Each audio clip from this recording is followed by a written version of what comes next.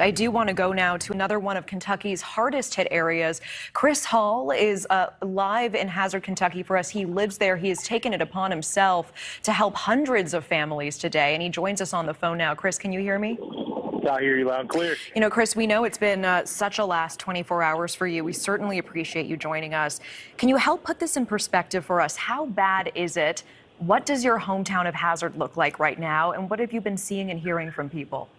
Well, I'll tell you right now, photos and videos doesn't do, it has no justice. If you see the things firsthand, you see it, it's your neighbors. You know, you've been in the house, they're your friends, you grew up in the area, you know the entire area, and you see nothing but total devastation.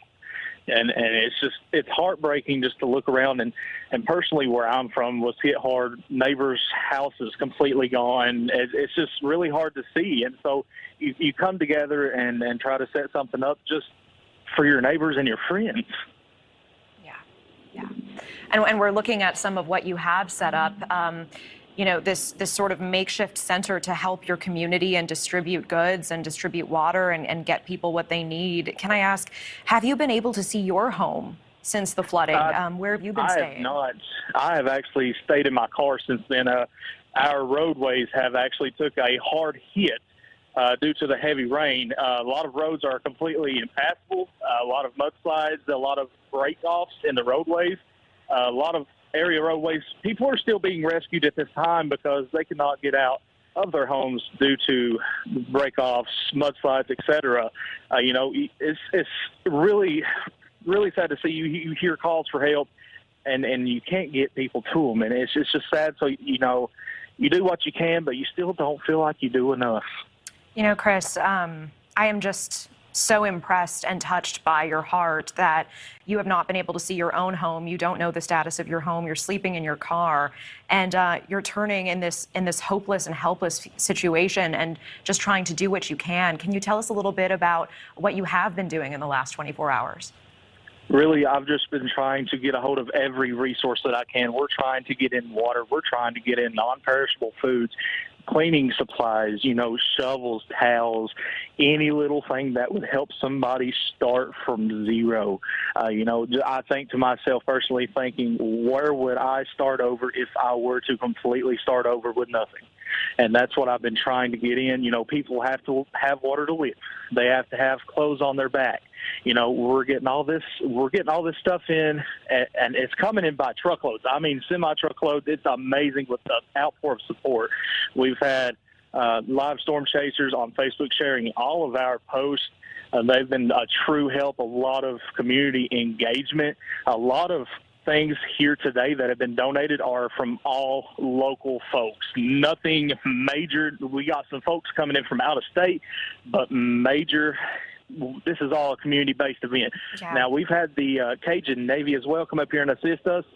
You know, we've tried to help them out and get them out and try to do some water rescues as well. We got some boats up here. That was another resource I tried to get was, you know, boats and airboats just to try and, for sake, get to these families that I personally know. But you can only do so much whenever there's nothing left. Well, Chris, you're doing so much, and we know you're getting these vital items to your community. How many people have you helped so far? As of last, it's an estimate around 2,000 in the past 24 hours. Wow, that's Chris. 2,000 families, not just individuals, 2,000 families. I really want to commend you for what you're doing. For people watching, for our viewers watching who want to help, what is the best way that they can do that?